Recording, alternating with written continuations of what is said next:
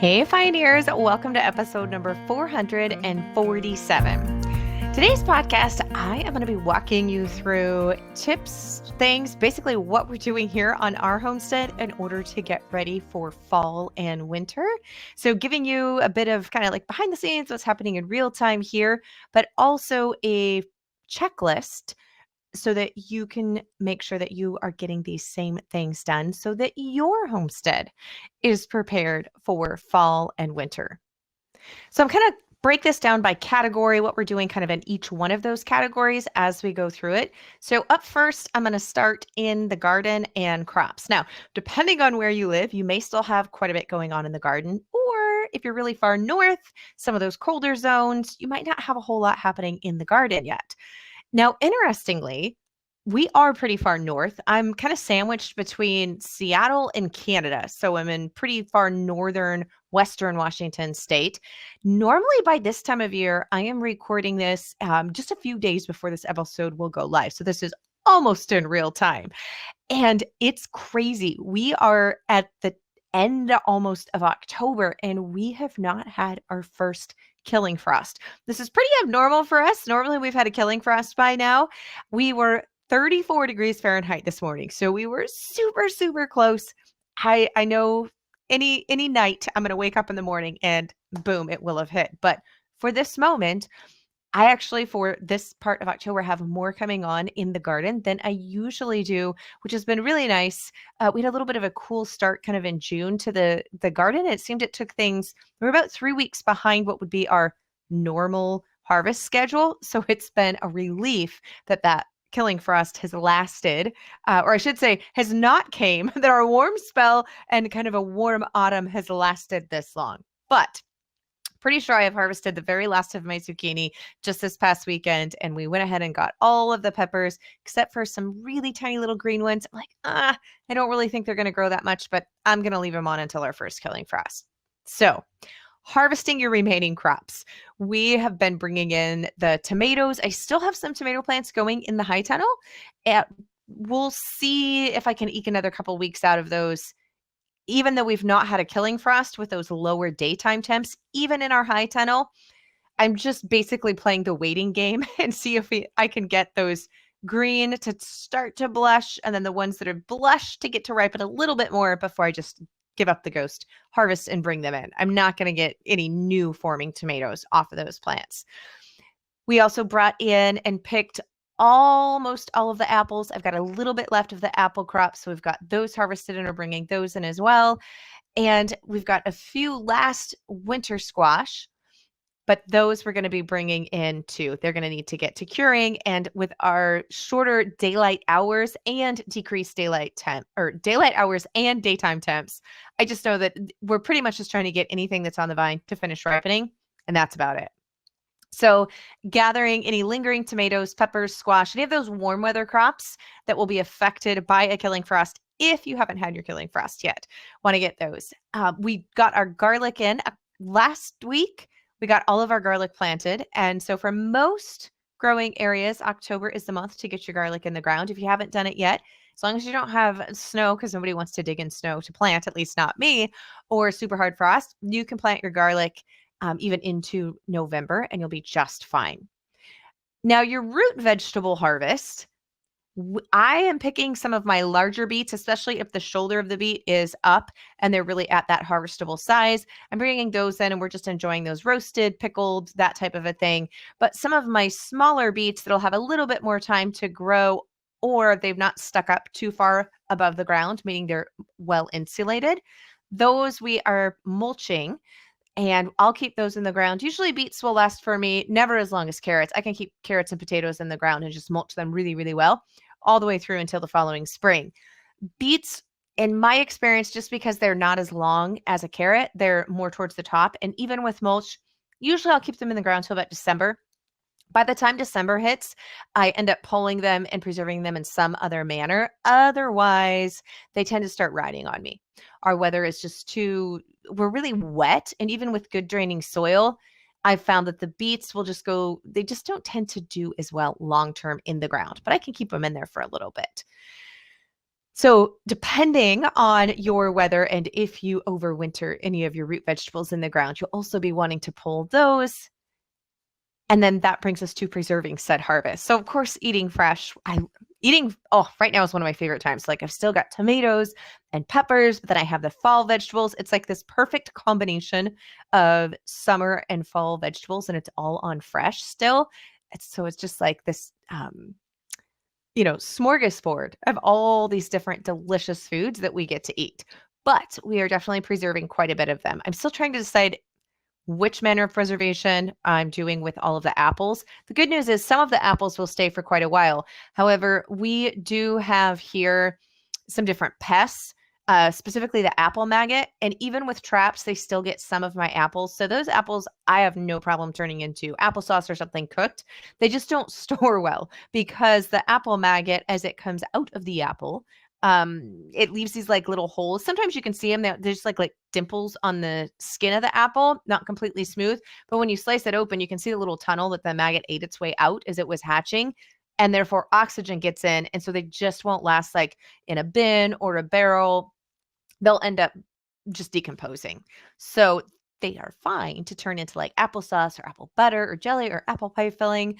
And I'm going to be going through my inventory and seeing what I have left of apple sauce and apple pie filling from last year, and then deciding how much is going into each one of those recipes. So if you are looking for those recipes, we'll make sure and link them beneath the video description if you're catching the podcast on YouTube. If you're listening to it, it sounds so funny to say, if you're listening to it the old-fashioned way, like on your phone, then you can just go to melissaknorris.com/447, because this is episode number 447, and you will see the blog post that accompanies this with links to all of the fun things, and you can look that. Or if you don't have a copy of my book, Everything Worth Preserving, that has all of my preserving recipes, methods, step-by-step tutorials as well, and comes in really handy. Okay, back to my list here is preserving the harvest.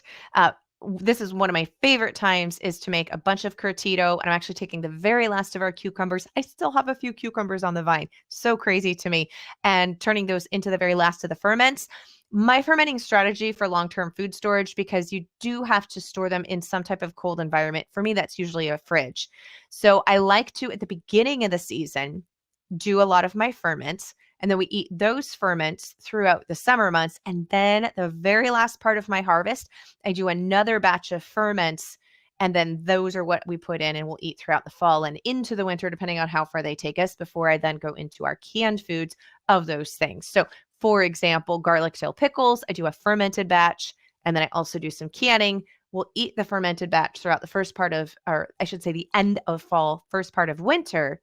Once those are exhausted, because I only have so much storage space for those fermented pickles, then we move into the canned versions of those pickles. So I found I ferment at the very first part of the harvest, and usually I have a few less cucumbers coming on as they just start to ripen. Can up a bunch, and then the very last part of the harvest I reserve for ferments. I do the same thing for curtido, Spanish version of sauerkraut, that type of thing. And then it's preparing the garden for winter. So removing dead plants, putting down compost or mulch where applicable. Again, mulching anything that I'm leaving in the ground, root vegetable wise. For me, that's potatoes and carrots, especially getting the garlic put in. I have not done fall shallots or fall onions here. I've always planted those in the spring and then harvested them at the end of summer. I'm super tempted to try it though, just to see in our climate how they would do. My worry is that they will rot. The garlic does fine, but I'm a little worried that they might rot just because we're typically such a wet environment in the end of fall and first part of winter. I may try them. I'm not sure yet, but for those parts of the country that you do fall onions and fall shallots, great time is to get them in now. And then covering your beds. It's a little late for me to do cover crops. They won't have a chance to grow and germinate and actually get to a size to actually cover any bare soil. So we always use mulch. That's where we're at kind of with our garden and crops. I will also say this is the time of year because the garden season is super fresh in my mind. Like we're just coming off of it. So I like to make notes now of plant varieties that did really well. Especially if I've tried a new variety, or if I'm like, we just weren't crazy about that. So I tried some different sweet corn varieties this year, and some of them were okay. There wasn't any of them I was like, man, this is like the best. Wasn't super crazy about it. So we are going to be trying a new variety of sweet corn next year, and actually I already have ordered the seed. I like to order my seeds a year in advance so that if something happens, I have got all of my seeds for at least 1 year. And of the seed types for not seed saving, I should say. So I actually already have that ordered for next year. And then I don't have to try to remember it come spring, like which one did I not like? Which one did I like? I try to do that now. So I go through, and if there's some varieties that just did amazingly well, or we really loved them, I make note. I check my seed stock. And if I've got enough for next year's planting, great. If not, I order now. I also put in my orders now for my onion sets because that's going to be in winter, that type of thing. I just try to get a jump on that. And while it's fresh in my mind, I also look at quantity. Like, for example, our onion harvest this year was perfect. I'm like, yes, like we got a great onion harvest, great garlic harvest. So I kept those numbers the same. This year, had a little too much zucchini, which I know zucchini is super prolific. It's something many people, but for some reason, I just went hog wild and overplanted zucchini this year. This was the summer of zucchini for us. And I'm like, I really don't need that many plants of zucchini. So I'm going to back off of that one. And we tried a couple new varieties, and none of them do we like as well as just the Black Beauty zucchini. So I'm like, okay, I don't think I'm going to plant the next varieties next year. We're just going to stick with our tried and true. That one is definitely our favorite. This year was interesting because usually my King of the North peppers do very, very well. They did not perform well for me this year. So I'm going to be looking at our pepper game and maybe trying some different varieties next year. I still will try that variety again because historically it's done really well for us. But you can kind of see, like, I'm sharing this as this is my thought process and how I go through the current year of the garden, deciding what we're going to do next year so that I'm ready and we can just get it all down. I also look at what we have really been consuming as a family. My son is out of high school now, and so he's not eating nearly as many meals with us as he used to. So I've kind of been looking at adjusting at what we've been putting up and what I've been preserving, and realizing I might not need to put up as much of certain things. And this, can evolve and change. Sometimes it's our flavor preferences, like my husband and I.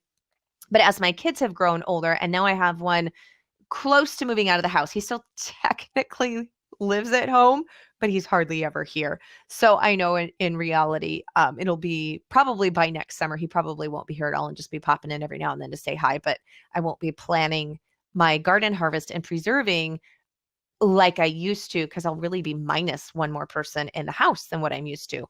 So I always like to see what we have put up for the year, what I brought in from the garden this year, and then make some adjustments on that, both for our planning and planting for varieties next year, as well as quantities. And then looking to what I have on the shelf. For example, the apple harvest is in, but I've not preserved them yet. So I look at what do I've got existing on the shelf? What do I need more or less of? And then that helps me figure out and prioritize which form of food preservation and which recipes that we're going to be putting up and that I'm going to be doing. Okay. Moving ahead, kind of tackling some of that outdoor stuff first and then moving into the kitchen.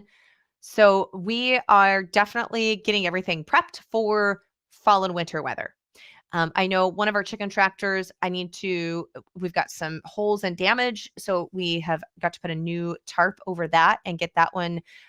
We just got to do some repairs on it. It's the first chicken tractor we ever made. And so that chicken tractor, I was trying to think how old that chicken tractor is. I think that chicken tractor has got to be, oh my goodness, like 8 years old. And this is the first time we've had to do repairs on it, which is pretty good.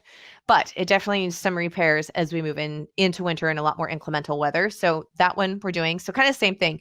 That I know I have that chicken coop that definitely needs to have some repairs done on it, but also looking at other structures. So we've looked at our pump house, and our pump house is over 20 years old now. And we definitely are like, ooh, there's some things on the roof that need to be fixed. So going through that, looking at our outbuildings, especially animal shelters. So for the cows, and the chickens, the ducks don't tend to mind at all. They actually do really well in the winter. It's only when it's really, really deep snow that the ducks aren't super happy. But for the other animals that really get grumpy, especially the chickens, my chickens don't love the rain so much. We're getting everybody's shelters inspected and repaired where necessary. And then I like to always make sure this time of year, just because sometimes when the storms hit here, where we get our straw from for animal shelter and deeper bedding and all of that is it's about 45 minutes drive from where we're at. But if you have a really big windstorm and there's trees and stuff down over the roads and they're not super passable, obviously that's an issue. So I like to go and get all of our bedding for nesting boxes and then for deep litter bedding on the floor of the chicken coops. If that's shavings or if it's straw, sometimes a mixture of both. I like to have that just here for the rest of winter so that I'm not worried about getting it and I've got that. Also looking at, actually now is not the time of year when one wants to be getting their hay for their livestock because you're going to pay more, and most places are, especially if you're buying it direct from the farmer instead of buying it from like a feed store, most farmers, at least where we live, all of the hay is done being cut and it's already all been sold and accounted for. So you're really behind the game, talking like cattle where you're feeding hay throughout the winter months if you've waited this long. So we are getting stocked up on the rest of our minerals and our salts before weather comes. I like to have all of that done and making sure. So we're kind of going through that, making sure that any of our supplements, alfalfa pellets, etc., when the weather gets really, really bad, that we supplement with. Usually it's only when it's really extreme cold weather or storms come through that we supplement with those things. Just making sure that we have all of that. So checking out your hay and your supplements for winter for your livestock as well. And then we having the big tank heaters for the cattle so that it keeps them from freezing. And one of the things though is making sure that we've got our extra hoses and the draining any hoses both from the garden once we start to hit freezing temperatures. We're not there. So we're not watering anymore in the garden. So pulling those hoses, getting them drained and put up, but looking at the livestock and making sure that we've got our livestock heaters and that they're all working in an order. So giving a check on those, even though we're not having to plug them in yet because we're not freezing. And then that we've got extra hoses. Right now we use the automatic waterers for our large livestock tank, but when it freezes, those don't work because your hoses freeze. So making sure we've got extra hoses, just kind of doing an inspection that, all of the connectors are working, that none of them have split. So we've got backups so that we can swap them out with ones that aren't to get the water going. We have the frost-free hydrants so that we can fill them and then turn that off, drain them, and put them back into storage every day and swap as needed. Also, we have been using the heated watering dishes for the ducks and the chickens when it freezes hard and everything freezes, and making sure that we've got those and enough heavy duty extension cords to run them. Again, for any type of bedding, just making sure that you've got all of your animal bedding supplies. I just like to have all of that done. So we're going through all of that. And then we just started building fires. So husband went through and cleaned the chimney. So making sure all of that's in good stock. But we always have our firewoods at least a year's with, ideally 2, split and stacked ahead of time. So it actually has times to dry and cure. So we've got all of that moved into what cured over the summer and dried has been moved into the woodshed. So we're good to go there. And then checking for drafts like around your windows and your doors, especially if your home is, everybody's home ages, right? Anything from the time it's brand new, boom, from there on it ages.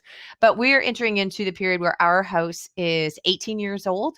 And so inspecting just some of those things like some windows, some of the doors, some new weather stripping in a couple of places needs to be put in, those types of things so that they're done before. You're probably catching a theme, doing it before we need it or before that really bad weather hits, and or adding in insulation if there's any spots that needs to be done, as well as covering. We have a couple of outside faucets that actually have one on the side of our house that's not a frost-free hydrant because it's connected to the house. So making sure we've got those frost covers and put it on, that it is put on. Boy, words are hard. That it is put on that faucet to keep it from freezing. So it's kind of our major outdoor stuff. Also, if you have flowers, I'm waiting for the first killing frost, but I am marking now because they're at the very tail end of their blooms, even if there's like little buds. We're so cold right now that they're just not opening and blooming on my dahlias. So I do have to lift my dahlia tubers or they rot. I have tested it. I left, I think, 20 in the ground last year just as a test. One came back. All the rest rotted. So I know, and I do not want to have to buy dahlia tubers again every single year, that I have to lift them. So I'm waiting for them to actually get that first freeze because there's still a few little blossoms that are coming. And I go out there and every morning and I'm so happy that it hasn't frozen yet because I could still get a couple of blossoms for that. I love dahlias. They're my favorite. But I'm marking the ones with their colors and that are my favorite of the tubers I do want to save and lift to have for next year. So getting those things marked if you're into flower gardening, as well as planting any fall bulbs for next year's flowers. I know it's not food production, but I love having my flowers. It's one of my favorite things. We started adding flowers just for pure enjoyment's sake and ornamental, I have a lot of herbal flowers as well, medicinal wise. But these are not. They're just for pretty factor. I think this is going on our third or fourth year now of doing the dahlias and a bunch of tulips and daffodils, like in different colors. Anyways, it's really fun if you can't tell. I get pretty excited about it. So any fall bulbs that you're adding in, that I also do this time of year. But thankfully, the bulbs I can leave in the ground and haven't had an issue with. I don't have to pull them when it comes to tulips and daffodils. I almost said dahlias, to the DA, but no, daffodils. So working on that. And then if you are harvesting the roots of medicinal herbal plants, as soon as that first frost hits, that's when you want to begin harvesting them. So I am waiting for that first frost to begin harvesting my echinacea roots as well as my Chinese skullcap roots. They are finally 3 years old, which is old enough to begin harvesting the roots. I'm like, oh, 3 years is a long time to have to wait to harvest something. And so I'm super excited that I get to harvest those myself this year. And they're coming from our land for the medicine cabinet. Okay, taking inventory of your food storage and doing some pantry prep. So along with the preserving, this is the time of year when I always make sure that my pantry is fully stocked. So I look at my stored goods and kind of do a bit of an inventory. So I'm looking at my flour, my wheat berries, my salt, and sugar, honey, because I use honey both for cooking as well as medicinal, maple syrup, pretty much things that we're not producing here on the homestead, or honey I can get from a local source, but just making sure I've got kind of all of that in. I've always done that in the fall, just prepping for the winter in case there's inclement weather, we can't get someplace, that type of thing. And knowing that I'm going to be doing more baking than I do throughout the summer months, especially with the holidays coming up. So making sure I've got my molasses, my spices, chocolate chips. That's a big one here. Always making sure I've got a good store of chocolate chips, like those types of things. And any of my sauces, things that we're not making myself. So soy sauce is another one, making sure I've got that stuff on hand. Any of my oils. So butter, coconut oil, avocado oil, cold pressed olive oil, as well as avocado oil. Those are pretty much the main fats that we keep on hand that I'm not producing myself, that I do have to order in. And speaking of stocking all of those things, because they're not things we're producing ourselves, that is the sponsor of today's show, is Azure Standard. So Azure is where I get all of those items from and have for years, even before they became show sponsors, because you can buy in bulk from them. So I get it's a 5-gallon bucket of coconut oil, and then I am stocked for the whole year. I use coconut oil not only for cooking, I use it in soap making, I use it in homemade salve making, I'll use it in ointments, and I do a homemade like whipped body butters. So I use it for a lot of things. So I always make sure that I've got that on hand and get it from them.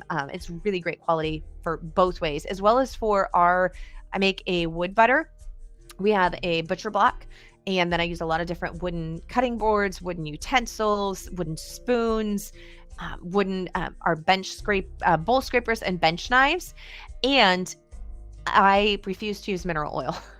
So I use that to make our wood butter as well. And if you're interested in that, check out the general store at melissanorris.com. We've got that in stock. But I also make sure that I've got plenty of that because I always make up a big batch, as a lot of times people will grab that for stocking stuffers or part of their Christmas gifts, etc. So I need to make sure I'm well stocked too. But I get all of those things from Azure Standard. And if you're a first-time customer, and your order is $100 or more, use the coupon code Melissa15 and you'll get 15% off that order. From their chocolate chips, I like to get some of their semi-dark organic mini chocolate chips. I love those in cinnamon rolls. They're really good in cinnamon rolls. They're kind of fun to put in muffins too, and in homemade granola. And then I get the regular organic semi-sweet dark, or no, semi-sweet is not dark, sorry.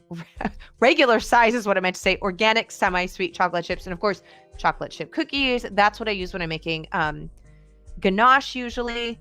And because I always end up making some type of chocolate dessert around the holidays. And ganache is like my favorite thing instead of frosting. Like, give me a ganache any day.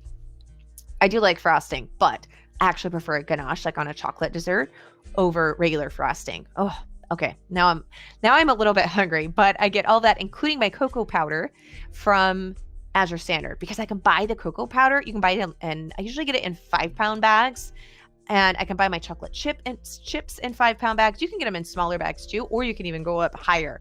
And so I love that because I can buy them in larger quantities than I can even find at our local grocery store. So that is very fabulous. So definitely check them out. Great quality and good prices. Plus, you can buy them in bulk, which for homestead pantries and larders is really important. Okay, back to our fall prep list. My husband just went through and serviced our generator, making sure that is good to go, which is great because we actually ended up having a surprise windstorm come through, knocking out power overnight last week. So it was ready to go. Your chainsaws, if you use snow blowers, kind of any of that smaller equipment that doesn't get used so much during the summer months, make sure that that's ready to go, that they're all in working order as you move into. Of course, winterizing small engines, so like your lawnmower, checking any of your vehicles, those engines, make sure they're all ready for winter. Your tractors, just kind of getting all of that ready to go.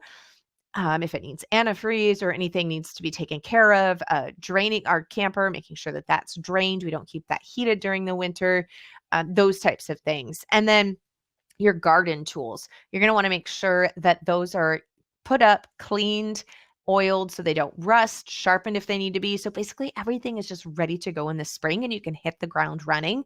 And this is also when I kind of take an inventory of garden needs as well. Some of our tools we've just had for a long time, or I'm like, it would be really nice if I had XYZ, because that can make great Christmas gift list. So my husband and I give each other like, hey, I would really like this. Or if something's broken, if it needs to be repaired, or if it's just time to get a new gardening tool, that type of thing. And then making sure that they're just stored properly so they don't rust over the winter months. The other thing that I like to do is taking a look at our emergency storm supply stuff. This is also when I go through and replace all the batteries and our smoke detectors, and then do just a general roundup and being like, for our oil lanterns, we do have the generator that will run lights, but I love having the oil lanterns, especially if we have prolonged power, because they put off a lot more light than like a candle will. So making sure I've got backup of lamp oil to fill those, as well as extra wicks is something that I do. Checking headlamps. We use the headlamps a lot, especially when it gets dark here in the middle of winter, because we are pretty far north. It'll start to get dark by about 4:30, sometimes 4 p.m. right around Christmas time. So the headlamps mean we can go out and still do chores, or if there's an emergency with the animals, that type of thing. And our hands are free. So if we need to fix fence, or usually it involves cows, the cows are out.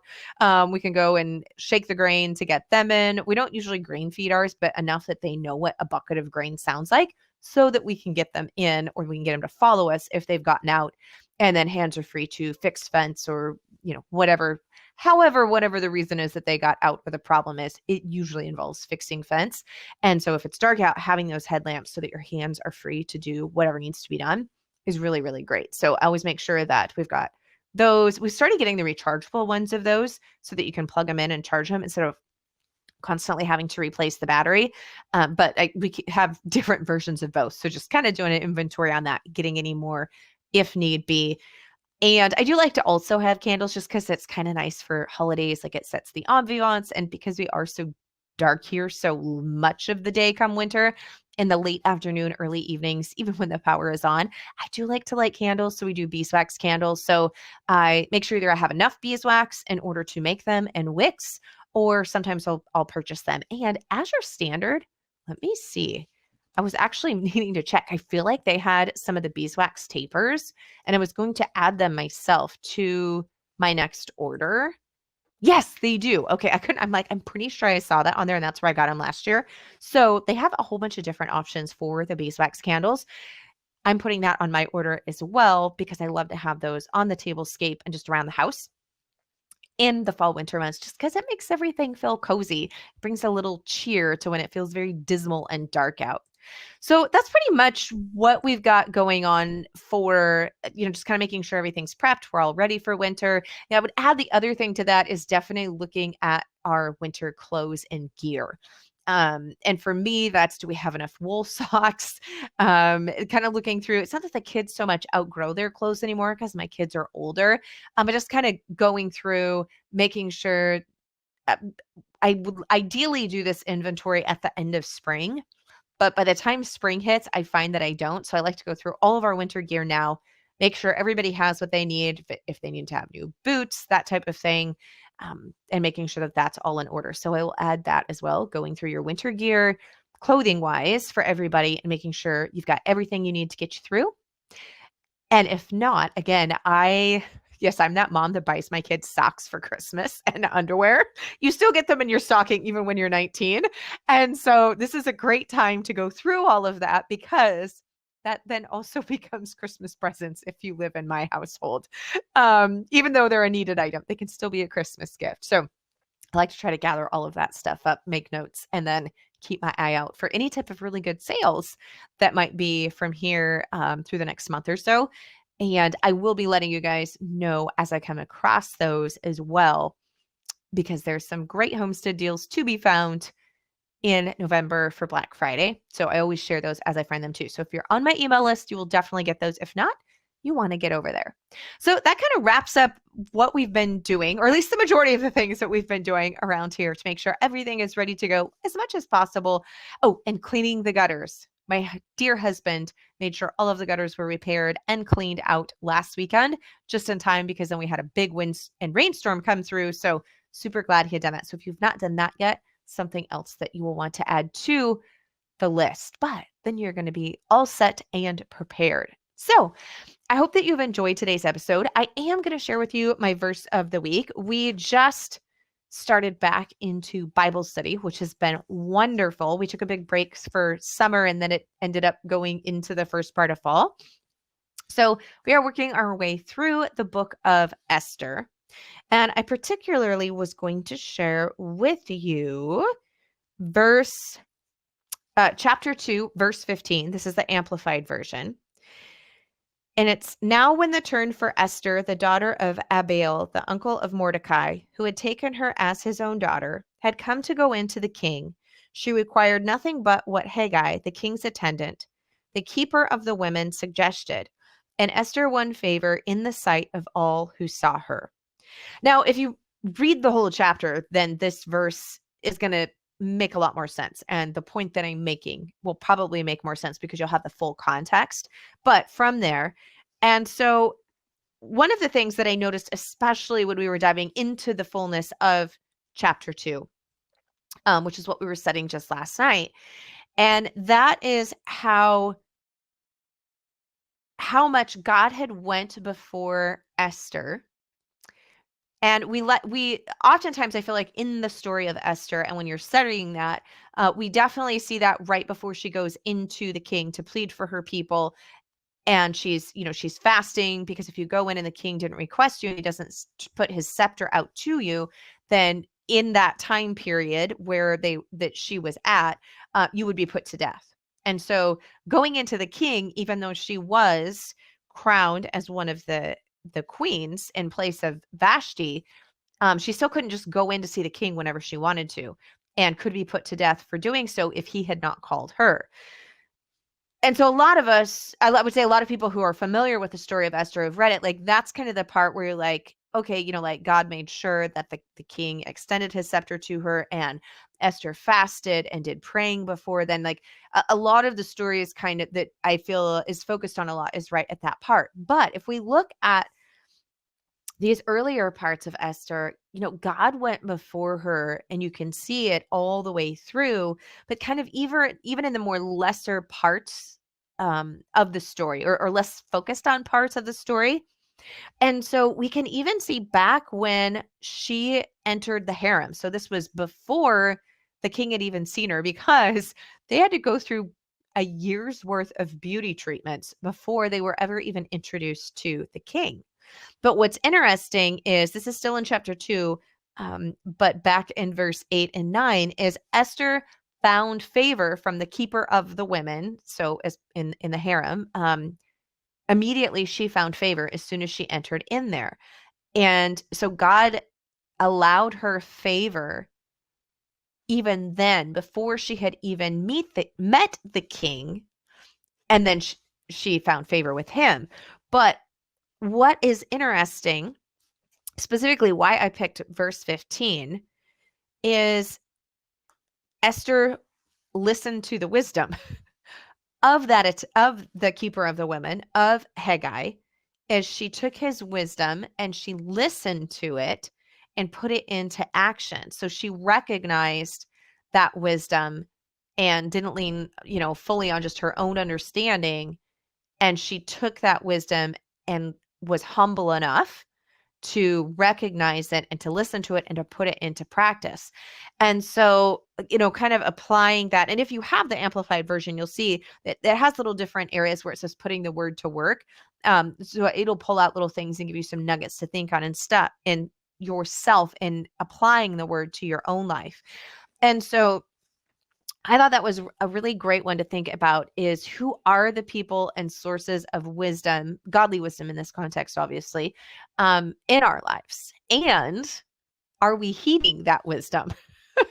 And that could be both from an outside person, right? As well as just the word of God. There's a ton of wisdom in the Bible and the word of God, and we can know it, but are we actually heeding it? Are we putting it into practice? And taking a step further than that, are we praying for godly wisdom, both for our own wisdom and understanding of the word, but also praying that God would bring people into our lives that would give us godly wisdom, and that we would recognize that person and that godly wisdom for being godly wisdom, and then put it into practice. So that I felt that really stuck out to me personally when we were studying this particular chapter last night. So I wanted to share it with you. Maybe that's something that you needed to hear as I needed to hear. So thank you so much for joining me of this episode. I will be here with you next week. Blessings and mason jars for now, my friends.